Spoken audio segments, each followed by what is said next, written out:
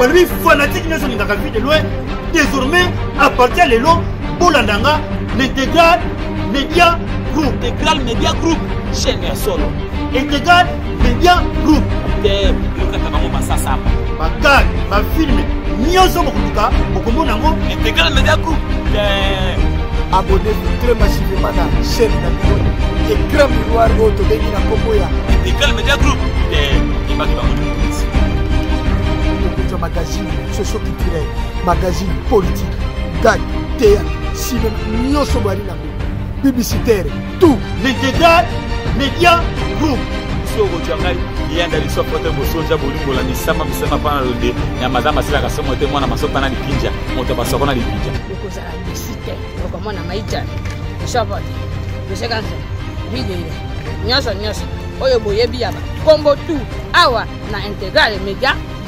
avez vous abonnez, merci Intégral Média Group. C'est très amusant et très mignon. Ayuna.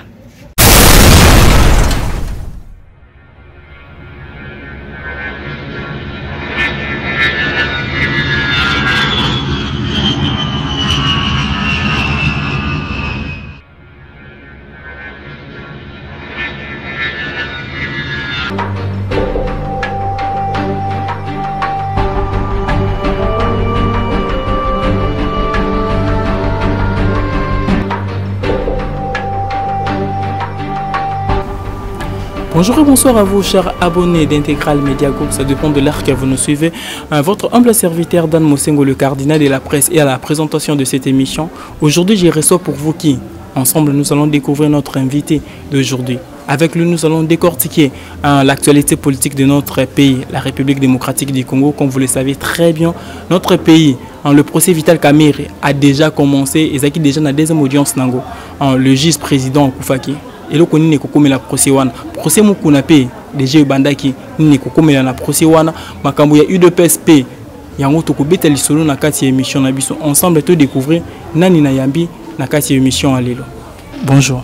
Bonjour ndeko journaliste. Bonne santé. Santé malamu mingi penza ndengozo constater na ndenge pe bandeko bazo constater bisika baso ba Holanda biso. Merci mingi balandi nyonso ya Intégral Média Group pe ba abonné à chaîne Nabiso ba yeba nani lelo azali invité na bango na émission lelo. Bon, en ce qui concerne ma petite présentation, je suis réguliste Nkabou, analyste politique, congolais lokola bandeko bazo landa biso lokola yope oyo muto ya minga na plateau no a lelo. Merci, Toko continue vraiment l'histoire de Merci Mingi pour comprendre Lelo Nani Toyambi l'émission. Lelo c'est un analyste politique. Ensemble nous allons vraiment décortiquer l'actualité politique de notre pays, la République démocratique du Congo. Je vous demanderai déjà Bino Banso vous allez Kolandabo s'abonner massivement à la chaîne Abino Intégral Média Group pour vous allez très bien informer. Vous êtes vraiment comme si vous vivez dans la République démocratique du Congo. Je tiens vraiment à remercier les Bossonano, notre cordon, le cordon le plus sympa, fils Bissika Azali, na pesi mbote, na pesi vraiment mbote, na pesi caméraman, na biso mbote, na sima, image ya kitoko bozali komona yende mutu azali ko filtrer yango en 5 bozwa image ya kitoko Bissika banso bozali na Europe, na Amérique mobimba, tout banda vraiment lisolo na invité na biso. Procès mukuna et bandi. Par rapport à l'analyse nayo, procès wana ekosuka ndenge. Bon, par rapport à l'analyse, parce que biso ça là toujours banalise, mais après c'est le juge qui va décider. Donc le verdict sera connu à la fin du procès. Mais sinon en fait, Mukuna va reprocher un certain nombre de choses. À Kanaki, détention illégale, rétention d'ailleurs illégale, il y a des documents, il y a le pango, il y a ancien collaborateur à Koufa déjà. Alors la dame a réclamé que Mukuna Azong Silaye, évêque Mukuna, allais-je dire, a réclamé Azong Silaye, des documents Yambalinae. Mais il se pose un réel problème. Le problème se pose à quel niveau? Ce qui en fait, la dame, jusque-là en fait, avocat Mukuna, la dame n'est pas en fait une femme légitime. Vous voyez, c'est là où en fait se pose le problème. Oh, bandeko-belé va comprendre telle arme. C'est-à-dire que lors il y a procès, batalaka, statut, il y a accusé comme accusateur, plaignant comme accusé. donc batalaka statut à moko na moko. Est-ce que elle est dans ces droits-là? Est-ce qu'elle est en fait, elle est capable de réclamer ces documents-là? Voilà place wana siko faut droit n'est-ce que comme ma casse place wana. C'est-à-dire que biso en tant que homme averti à société, on n'a pas fait les droits, mais to yebi quand même bi condamné tambolaka par rapport à procès wana, par rapport à dire il y a avocat ya mukuna. Par rapport à dire il y a avocat ya la dame. Donc tout le monde qui procès au quoi aboutir bien, mais tout aussi la justice salama. Parce que mukuna avocat ne bazo baki la dame a sa légitimité. Or, ce qui est aujourd'hui, hypothèse qu'elle n'est pas légitime. Donc, tout le monde a dit a raison à procès. Mais sur de quel angle, peut-être il y a d'autres éléments auxquels la dame a bomba, tel que Mukuna a mekaki ko forcé, a mekaki ko violé, a mekaki ko parmi les chefs d'accusation, ils ont un dossier ou un dossier à viol, à la légitimité, ce qui est domaine à viol, Mukuna serait condamné. Exactement, ce qui est domaine à viol. Turbo été, c'est Mukuna répondre na problème mais on poser qui? Ce qui est bon à répondre à un problème. Mais ce qui est toujours une hypothèse à Liboso, c'est-à-dire que la dame n'est pas légitime. Nakawana Mukuna a raison. Mais ce qui il y a viol, tentative de viol, ainsi de suite. Babilo Kwanyo va reprocher qui Mukuna. C'est-à-dire que tant à niveau de jugement, batalaka, bakoki ko repérer la sous 10 infractions. Mais la 10 infractions peut-être yondeko okoki ozalaka kan infraction moko oyo ezokangoti na suka. C'est-à-dire jugement ça par rapport à 10 infractions et ça par rapport à infraction moko wana oyo valable oyo kangio. C'est-à-dire bah reprocher mukuna un certain nombre de choses, raison pour laquelle je vais aussi profiter de votre caméra pour demander à la population de s'apaisantir, de s'apaiser énormément parce que le procès n'est qu'à son début. Donc procès qu'on dirait tant au rejoint, mais tout c'est la verdict, bah bien qu'on soit reproché dans mukuna. Ce aza coupable était arobima c'est sauf mais ce aza coupable attention aza coupable ne l'homme moqué on l'a vécu même l'époque à Bemba qui reproché na bloqué bébé na ces pays mais le quand qui l'homme moqué et quand dit Bemba on te face à la boue donc na niveau la justice bah quoi qui reproché dit problème mais problème moi quand même ce qu'on kanga pe. Donc, dans le procès, total, neni jugement qui s'est prononcé. Ce qui la dame peut être capable de prouver qu'effectivement, Mokuna a violé qui est. Là, c'est bon. Mais ce qu'on peut prouver, c'est là où en fait le problème va surgir. Mais le problème se pose aussi, Mokuna c'est un problème politique. Que c'était pas lui, dans la vidéo, ils ont dit machin, pour ne pas répéter, c'est que Mokuna a clamé innocence dans la justice. Non, Mokuna a clamé innocence, je suis innocent, mais après. Ce qu'il faudra en fait comprendre lors d'un procès, ça n'a jamais se défendra pour la population, pour la publicité. On se défend pour qu'on trouve gain de cause. Il faut prouver la justice, le tribunal en particulier, il faut prouver le tribunal qu'effectivement, il est innocent. Ce qu'il faut prouver, c'est quoi raison pour laquelle d'ailleurs Mukuna se fera ou se fait carrément assister des avocats. C'est-à-dire l'avocat bazana pour naba sambelaye de sorte qu'il a retrouvé liberté naïe. Mais pour qu'il retrouve liberté, il faut prouver noir sur blanc qu'il est innocent. Ça va prouver. Sur la vidéo, tout le monde a dit que Mukuna a prouvé que Zaki y était. Baokangaye, a otika dans la prison, a okangama. Mais ça va prouver qu'effectivement, moto a dans la vidéo Zaki y était. C'est-à-dire qu'on a retrouvé la liberté. Donc, on a droit à toujours que ce que je veux prouver, aux hommes mérité prison. Donc, moi, on a ce que je veux prouver que y a violé la dame directement à mon place, on a retrouvé encore chambre, on a cellule, on a qu'il est en prison, en détention préventive. Voyez. Mais tant qu'analyste politique, la population a un mot à dire, opinion mais côté population, la population se demande pourquoi on est tombé kakalaire mukuna abandi procès abandi comment dirais-je la guerre avec l'ex-président de la République Kabila Kabange liboso maramunyo sont tout monde qui ont kakalaire abandi éveil patriotique na ndemba moko vidéo ne bimi. ça sous-entend qu'ils a à faire FCC dans la manipulation politique. Voilà, donc tout le monde est libre d'émettre son point de vue. Mais moi, je parle ici en tant qu'analyste politique. Mais tant qu'analyste politique, analyse nous ça que il le connaît bimika en moment éveil patriotique. Faut-il qu'on analyse nangai. Le problème, c'est un problème qui date un peu longtemps. Problème, il y a beaucoup on en a la dame, mais on n'a pas compris subitement au procès de la justice. Donc, au même moment où on a bandi maramne éveil patriotique, à Zolobake, Ndeko Joseph Kabila, à Salaki Mabebo, c'est à ce moment-là que le problème n'y a problème de la justice et au Botama. Cela m'amène à analyser quoi exactement dans le domaine, dans l'angle, dans le contexte. Cela m'amène en fait à réfléchir. Est-ce que avant la dame n'était pas en fait capable de traduire mon coup en justice? Ça c'est la première question, la première hypothèse. Deuxième hypothèse, est-ce que la dame n'avait pas en fait été dépourvue de moyens pour qu'il y ait un moment qu'on atteigne la justice? Il y a un niveau de conteneur, un niveau associé, un niveau de siat, ainsi de suite. Voilà deuxième hypothèse. Troisième réflexion. Est-ce que la dame n'a pas subi une sorte en fait de manipulation? Est-ce qu'il n'y a pas une mémoire où ils ont poussé la dame qui nous traduit dans la justice? En tout cas, ce qu'on a hypothèse aux populations, à ça qu'on analyse dans la minute, aux populations à se faire idée. Maintenant, on a en tant qu'analyste politique. C'est-à-dire qu'il faut toujours tous les trois hypothèses. Toujours on mettre sur une balance. Hypothèse, ils nous ont pesé ma casse dans la minute. Et la hypothèse, ok, la dame, elle est un tout petit peu manipulée.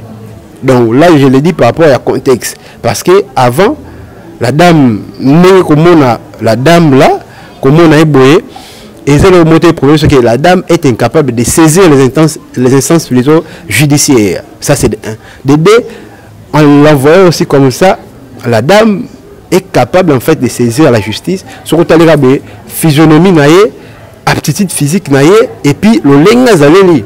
Au moment que à quoi on saisir ta société. Pour nous saisir société, c'est à combien? Donc cela me pousse en fait, nous pousse carrément, nous en tant que les hommes avertis de la société, à conclure que on peut sous-entendre que procès wana et un procès moko, procès politique to politisé pété, mais un procès moko ok, acquise plaignante, bah pour ça qui est à kende ko déposer plainte et puis voilà. Mais par rapport à l'analyse de lobby que la plaignante, Madame Mami Chibola, a manipulé, mais a poussé par à déposer plainte.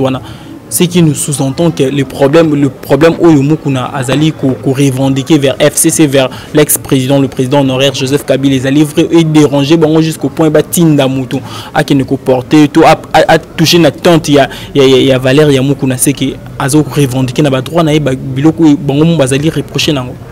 Donc ce qu'il faudrait aussi comprendre, c'est qu'en fait, on a dit que la dame est manipulée. Peut-être manipulée, je pèse bien les mots. La dame peut être manipulée.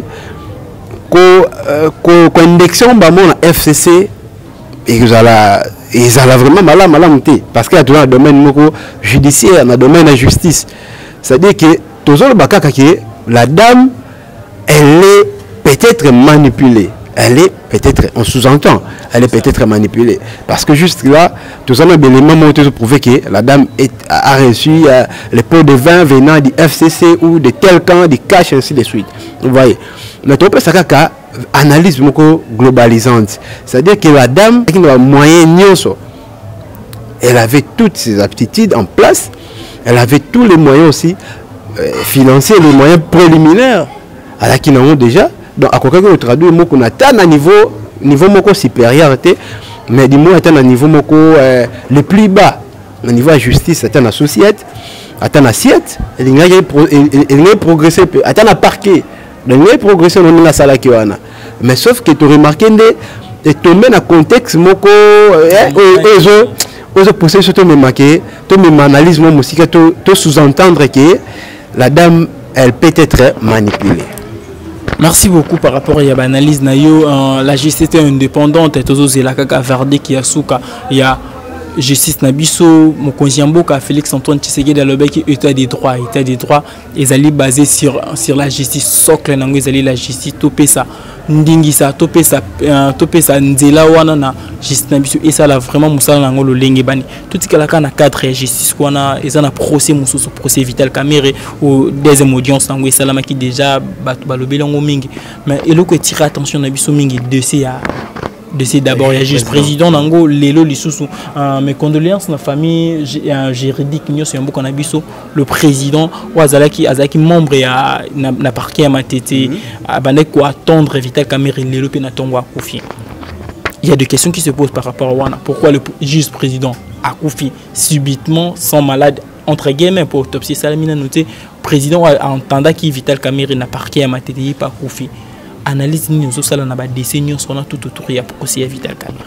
Non, c'est qui est vrai que analyse de coco ça là na minute et ça boy. Je pense que la population de l'Andabiso va comprendre. C'est-à-dire que jusque là on n'a pas encore les preuves que la preuve que juge président assassinat qui est là qui empoisonné qui est ainsi de suite. Tous en la preuve non. Mais la mort elle est subite.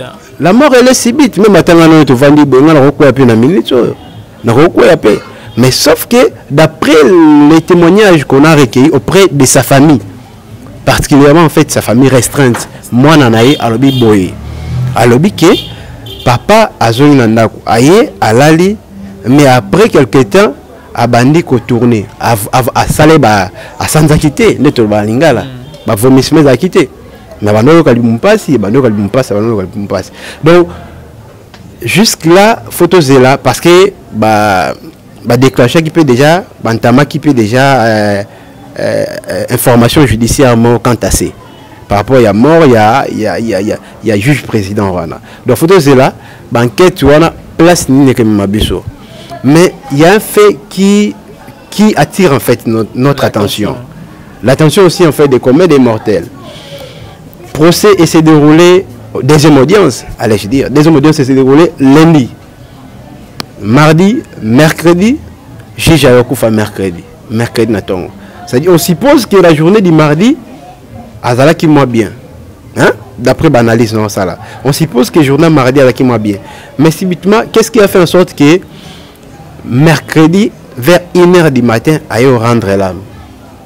Donc il faut réfléchir ce qu'on a là c'est du temps on a et là on est occasionné liwa parce que n'est pas été makala wana à les mêmes jours la koufi tout cas au carrément mardi na tonga ko kufa pe mais qu'est-ce qui fait en sorte que akufa kaka mercredi vers 1h du matin, c'est-à-dire que to pesina nos chances na banquette judiciaire mais le moment venu tous là rapport et justice rapport il y a enquête voilà on va mener information judiciaire on va déclencher depuis lobby excusez bon après rapport on a de bandeni sur il y a la population parce que ça la enquête. Je suis analyste politique mais je dois aussi mener des enquêtes. Le problème se pose sur la place qu'il y a une deuxième personne n'a même affaire qu'à Koufali Soussou. Ça dérange déjà vraiment la population. Il y a quelque chose de grandiose dans l'affaire. Pourquoi une deuxième personne n'a pas audience, n'a pas procès, n'a pas affaire à Koufali Soussou. Non, ça doit énormément en fait déranger, interpeller même les gens, même l'autorité aussi judiciaire. C'est pas normal, ça je l'ai dit, c'est pas normal. Bien qu'il y a Koufi dans la circonstance, mon côté qui est juge président, mais à Koufi, voilà, il n'est pas impliqué dans les dossiers, il n'est pas à niveau à tribunal, mais au niveau parquet, il est lié dans le dossier Wana. Vous voyez, procès verbal ça. Effectivement, mon frère, effectivement, donc cela nous amène en fait dans une analyse. Juge président Akoufi, mais j'attendais en fait les moments portés, les moments où on est en haut. Qu'est-ce qui a fait en sorte que le juge président a dans un dossier, au procès à Vital Kamerhe, il y a 100 jours d'ailleurs, il y a Vital Kamerhe il y a 100 jours, à Koufi, où poursuivre instruction, phase interrogatoire plutôt. Il y a dossier où on a 100 jours, au niveau à parquet, à Koufa. Donc ça nous pousse en fait à réfléchir. Est-ce qu'il n'y a pas, première interrogation, il n'y a pas en fait, il n'y a pas une main noire na liwa il y a des personnalités wana, il y a des personnages wana, des acteurs même clés. Il y a dossier il y a 100 jours. Deuxième réflexion, deuxième interrogation. Et pour surtout réfléchir, est-ce que il y avait pas une certaine proposition au bango c'est retiré qui et ça en sorte que bakoma na niveau à retrouver liwa. Voilà deuxième interrogation. Troisième interrogation, je na idée que to me kepe otala. Est-ce que bato su ba condamné ba propos ya ndeko Vital Kamerhe albaki ota moto otani est-ce qu'il n'y a pas moyen de fouiner sur ma propos à Vital Kamerhe? Est-ce que bon, il y a plusieurs interrogations. Il y a un lobby, tout ce qui a information judiciaire et aboutir. Ce qui aboutir et vous permettre par rapport à rapport Barosala. Tout le baguetin, ici il y a un ça ne va pas, ici il y a un ça ne va pas, mais tout peut ça dans nos justice dans nos charges. Justice nous combat nae. Va présenter ce rapport. Tu boy banquette ni ça la manambo comme ça. Tu boy banquette ba Delphin Kayum. Ba Delphin ba Kenda, général Delphin à Kenda. Tu boy banquette ba avion, boîte noir avion et Kenda kaka bongo. Banquette belé Kenda bongo. C'est une autre question on qui va tout clore dans dossier justice wana. Il y a des procès dans Mboka na biso et bien très bien ba procès banda sans fin. Tout ça na procès belé il y a Laurent Désiré Kabila au Lelo Ibrahim Azo réclamé qui a tué Joseph Laurent Désiré Kabila au Congolais nous on a besoin ya koyeba qui a tué notre président. Tout ça na ba dossier oyo pour citer le nom tout ça na démocratie ba procès batanga kombo ya ndeko na biso kimbuta lelo procès wana comment on ne sait jamais.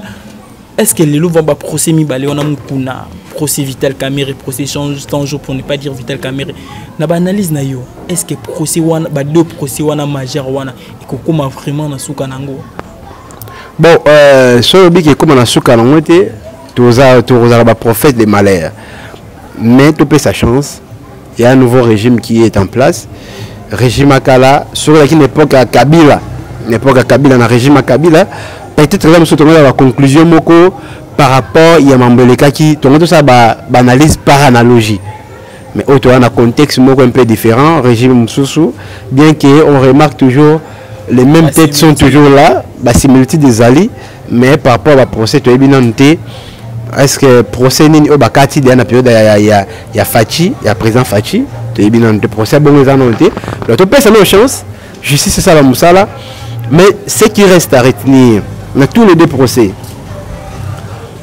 population azolinga teke bobande loko bosuki cité parce que bobande loko bosuki cité il y a l'argent de l'État au beau dépenser parce que qu'on organise procès ça je dois d'ailleurs informer à la population il y a tout un budget OK parquet de Kisaka donc parquet de Kessé parquet tribunal de Kessé or mbongo wana so tali mbongo wana so utakaka na trésor public oh nous on n'a pas besoin de ça. Ce aventure, ce n'est pas important que tu aies une aventure, parce que pour essayer de mettre Vital Kamerhe, ça je vous informe. Logistique, micro, RTNC, mais chapelle, et ils ont suffisamment bon. Attends, 1 franc. Un franc belé et bi mana caisse ya motu moko te songolo pakala to nani boite et bi mana caisse na yote na caisse na ngate na caisse ndeko Vital Kamerhe na caisse ndeko mokuna te na caisse motu moko te boy et bi mana trésor public bon na caisse ya mboka na biso donc photo to cultiver to comme na lolenge to ko ta mo esprit wana ba procès et comme quoi aboutir et l'autre senga et na procès Vital Kamerhe et on a procès Mukuna. D'ailleurs, quand interrogatoire peut continuer, population peut être habitée. Mais interrogatoire, la phase interrogatoire, réseau continue, il va parquer. Parce que dossier à 100 jours, et ça, concerné la phase, il y a habitaté.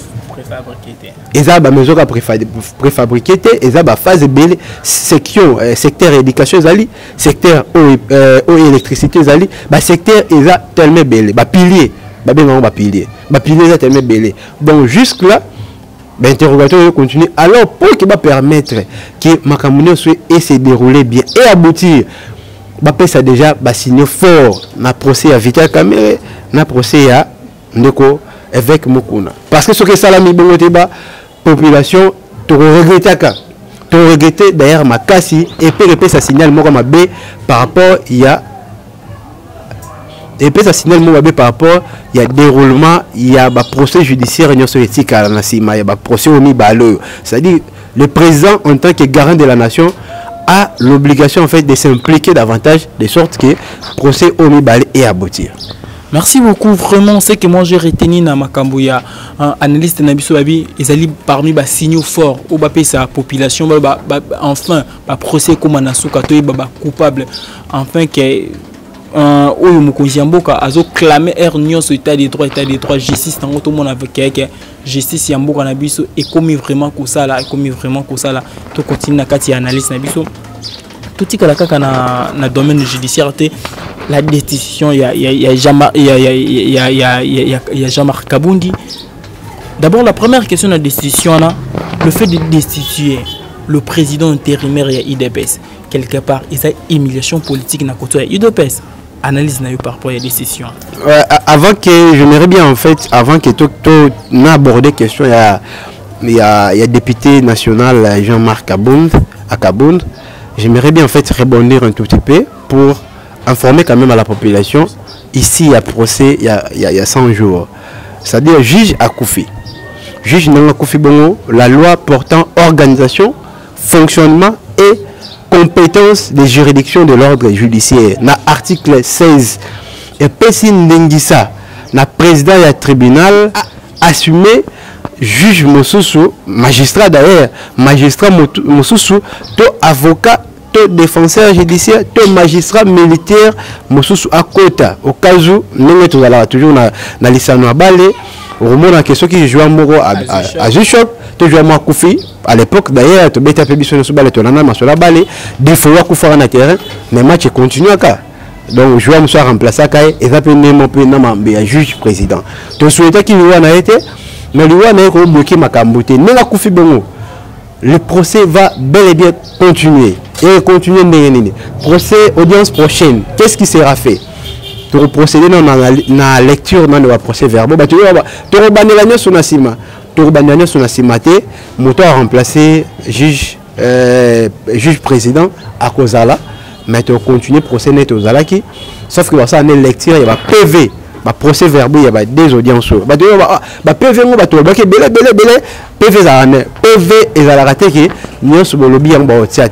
il y a des points essentiels de la PV.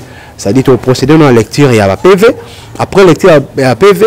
Tu continues le procès Nabiso, Nenge et Longo Bani. Mais là, tu vas regretter à Ozanin. Tu vas regretter que permettre un découvrement. Et là, tu vas regretter que touche particulière, il y a juge Joana. Il y a un Raphaël plutôt, Yanni, touche na modèle à même la procès. Est-ce que Moutarouya remplace? Est-ce qu'on a touche? Donc, impossible. Impossible, même à Tanganesa, même à Salanga Boye, Nazala, et fonctionner. Et à peine de juge Raphaël. C'est-à-dire qu'il y a dans la vision déjà, il y a procès. Procès, non, qui ne et puis, il y a des audiences tout le monde il n'était pas influencé ni par ni par les avocats généraux ou les avocats de la République. Donc, tout est là.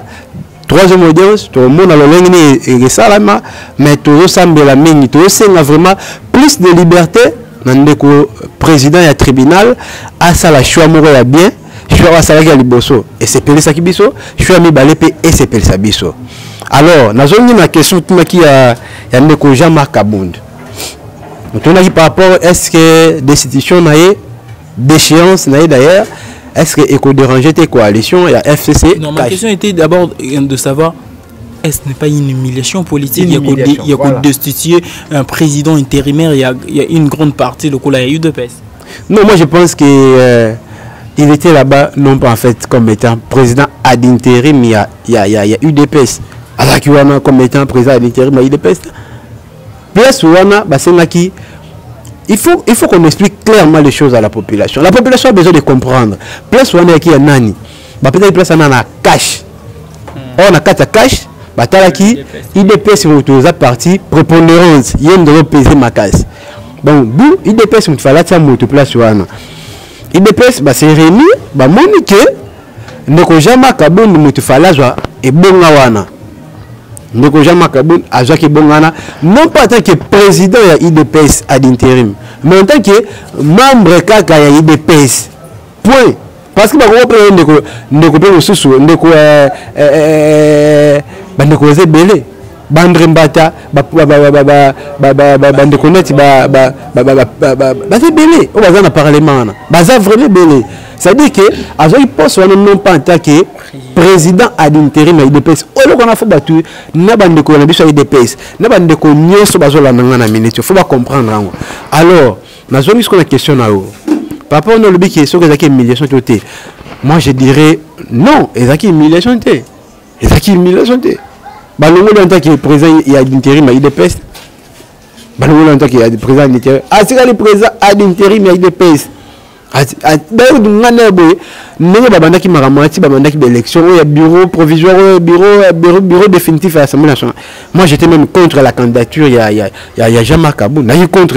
Pourquoi? Parce que nous comprenons que lui, en tant que président ad intérim, à l'époque, il était encore secrétaire général. En tant que secrétaire général, il y a UDPS. Parti aux opposés, ma casse, bon. À quoi qu'il faut assumer la fonction bon. Pourquoi? Parce que Kolongwanaye, il a créé problème. B, travail dans le fonctionnement de bureau, il a posé problème. 3, il s'occuper de la faire interne à partie malam mouté. Le awa, il dépêche la raison. Population paix. On en avant dans la population. Tu vends dans la population. Tu débattre sur des questions importantes dans la population. La population peut s'en appeler raison. Les lois ont raison, mais il y a une réunion à UDPS où ils communiqué dans Nzela, il y a M. Kabou, il y a secrétaire général, il y a UDPS, il n'y aura pas d'autres remplaçants dans la place où on a ceux qui ont Kabou, depuis Ténion, il y a UDPS, où on a remplacé, à Bima candidat dans la place, il y a Kabou, die place où on a Bakolongolé directement dans UDPS. Bon, on a un point de vue, il y a personne, Augustin Kabouya, que moi je peux ne pas partager, mais sauf que moi je ne partage pas. Je ne partage pas pourquoi. Ndeko Augustin Kabouya, en tant que secrétaire général, il y a parti. Babilo Kebelo va reprocher. En tant que secrétaire général à parti, normalement, réunion organisée qui wana. Fallait inviter les concernés. Qui sont les concernés? Qui sont les vrais concernés? Tout le monde a honte dans FCC. Tout le monde a honte dans la partie sur INC entre autres. Sur le FCC, FCC n'est organisé à Marumbi. Attends, INC. Ce qui réunion, bureau politique, c'est fait siéger, ben toujours concerné dans l'affaire à députés nationaux. Est-ce qu'il y a des députés nationaux? D'après les informations qu'on a en notre possession, aucun député national n'a participé à la réunion. Or, bureau politique, qui sont censés en fait siéger dans le bureau politique. Les bateaux ont rotaté dans Nzela, au Sangé, si bango, Vani, si bango, les bateaux ont une influence sur bango, et nous souffrons avec une influence sérieux. Quoi depuis normal, on les voit même à l'INC, secrétaire général organisé, attends ma partie sur MLC, maman F Bazaïba, madame F Bazaïba a organisé réunion. Au moins que Batunio sur Bayaka, non, besoin d'une influence sur les cahiers, mais Bayaka.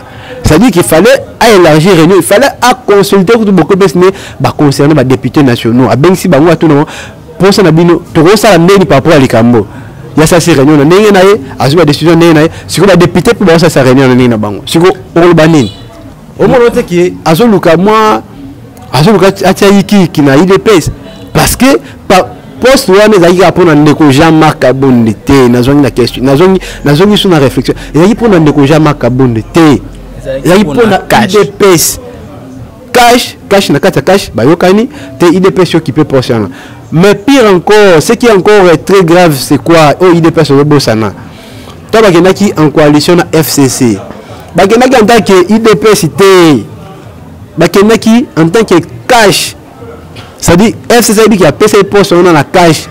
L'autre comme INC, bazoba déjà qui via en fait leur porte-parole, Ndeko Gabel Olendo, bazoba qui va reposer candidature. C'est pour dire quoi? Donc, les postes il y a cash. Donc, Ndeko Kabouya, sur la big poste, on est la ville dans le IDPS à Mikosi. Et tu as la vite, Bandeko INC Bazara va reposter. Bandeko ya parti pour l'action. Bandeko Kinke, Trifon Kinke, va continuer à poster. Bazan a cash Ndeko Nangai. Va continuer à poster. Donc, Azokoluka, politique auto ba kala ne période ya papa Etienne ya chaise vide en 2006 ba yo côté en 2011 oh ba jouer élection té oh nini be ba député ba siégeaka ba institution de la République et s'arrêta qui était fonctionnant qui ba Rémi Massamba ba utaka en 2011 papa Etienne a payé ba siégeaka aujourd'hui ils sont encore à l'IDPS. C'est-à-dire désormais tu ne feras plus partie de l'IDPS même toi Nazara na IDPS parce qu'il y a une minorité à commettre une infraction. Et puis je tiens aussi à les rappeler loi portant organisation et fonctionnement des partis politiques et Zalaka.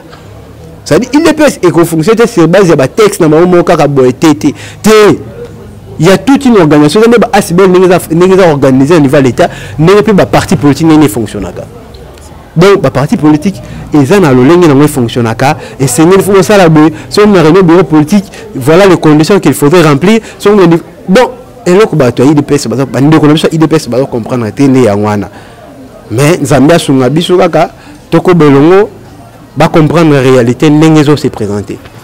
Merci beaucoup. J'espère que nous bon vous allez na banda puisque nous vous allez internaute abonné il y a Intégral Media Group et vous allez vraiment satisfait na ba question il y a analyste politique na biso to komi ko kuma pratiquement na souka émission na biso ba question moko ya souka to poser ou répondre biso brièvement par rapport à l'analyse na yo il y a décision ya Kaboun on dirait qu'il y a décision il y a Jean-Marc il y a Kaboun et cause la mise en cause. Décision na nini décision na ye mutu ko remplacer un Kabunda place ou anaté depuis te musuza ko possibilité et cause la mise en cause et la remise en cause la mise en cause vraiment parce que il y a toute une en fait il y a toute une jurisprudence à la matière faisant légion ils ont rappelé cette histoire d'ailleurs que tu na 2011 kaka fraîchement tu revivre ba scène wana donc c'est dire que on va se retirer dans mais motorosa la kaka l'institution et qu'on s'arrêter dans notre nenge de konabiso Jean-Marc Kaboun ninga lobaki que les jours bolongola ngai makambo retelema makambo sala boy donc tous ces propos tous ces discours politiques là to vivango to yokango lolenge na lolenge donc l'institution et continuer à fonctionner et le qu'on arrêter en zate et cette décision na yé et ça point de vue na yé décision na yé point de vue à Augustin Kabouya donc quoi de plus normal que l'institution et continuer donc je dirais tout simplement en bref que la décision au niveau il y a 11e riz au niveau à siège à parti et ça qu'on engagé l'État la République va fonctionner et puis les choses vont se dérouler telles qu'elles se déroulent. Merci beaucoup. Nous sommes vraiment arrivés à la fin de notre émission. Retenir na passage na yo numéro de contact na yo. Ok, merci beaucoup. Na passage na chaîne Nabino. D'abord merci beaucoup na Dengue Boyo Kozwangai vraiment na fief na katia base na passage na ngai et il faut retenir que procès il y a 100 jours et qu'on s'arrêtait même juge Kofi Bongo tout c'est ngaka qui président du tribunal apona motumoro ya bien moto ataki le bosso premier choix qui a bien deuxième choix peut et déranger biso peuple et déranger biso population. Deuxième des choses décision il y a ndeko Augustin Kabouya décision au point de vue na nga on a point de vue na c'est comparable à un coup d'épée dans l'eau. Dans l'eau, c'est-à-dire qu'il ne faut arrêter jamais fonctionnement normal à la République. Parce que Assemblée nationale, Sénat, ils ont institution de la République, président de la République, ils ont institution de la République, ainsi de suite, la cause des tribunaux, ainsi de suite. Voilà. Donc, point de vue, ils ont concerné qu'à partir de l'UDPS. La République va continuer, et puis les choses qui se déroulent, et là, il faut arrêter Makambo, exacté. Concernant le procès Mokuna, total procès nini qui latina soka mais ceux qui mokuna ceux qui ndeko mokuna évêque mokuna a reprouvé réellement le tribunal qui est innocent a retrouvé ici normal à cause de la innocenté à obimane prison mais ceux qui a reprouvé le tribunal té ndeko mokuna a retikala na cellule nae o babongisa ki na prison centrale à Makala a retikala na vandiwana ceux qui bakate les 6 mois ceux bakate inane ceux bakate 2 ans, 3 ans et qui dépendra du tribunal. Donc, bilo remet contact na passage na ngwana na zande ko régulis nkabo analyse politique toza ko pesa ba réflexion de sorte que bino population pour comprendre esika nini tokokende esika nini tozali d'ailleurs. En ce qui concerne en fait contact nangai 082 94 33 877 082 plus 243 82 94 33 877 naza précisément na République démocratique du Congo, naza na Kinshasa, naza na Tchango. Merci beaucoup ndingo ya ndimeke invitation. Merci infiniment pour na occasion de pouvoir éclaircir la population. Merci beaucoup, nous sommes vraiment arrivés à la fin de notre émission. Je vous demanderai vraiment de vous abonner massivement dans votre chaîne Intégral Media Group. Vous serez très bien informés, comme si vous vivez en République démocratique du Congo. C'était votre humble serviteur Dan Mosengo, autrement dit les cardinaux de la presse. Ciao, à une prochaine émission.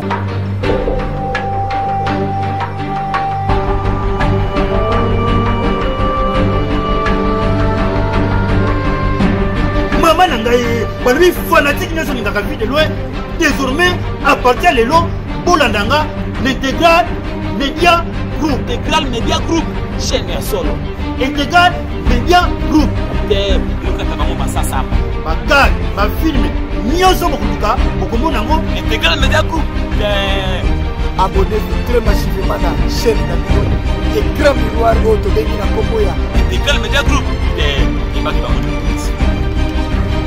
Magazine socio-culturel, magazine politique, gag, théâtre, cinéma, nyonso bari na publicitaire, tout. L'intégral Media Group. Soko jangai yenda liso pote bosoja bolingo la misama misama pana londe ya madama sila kasomo te mwana masopa na lipinja moto basoko na lipinja Koza alisite okomona maita shopot besekanse video nyosho oyo boyebi yaba kombo tu awa na Intégral Media Group aux amours. Of course, vous s'abonnez, merci Intégral Media Group. C'est très amusant et très mignon. Ayuna.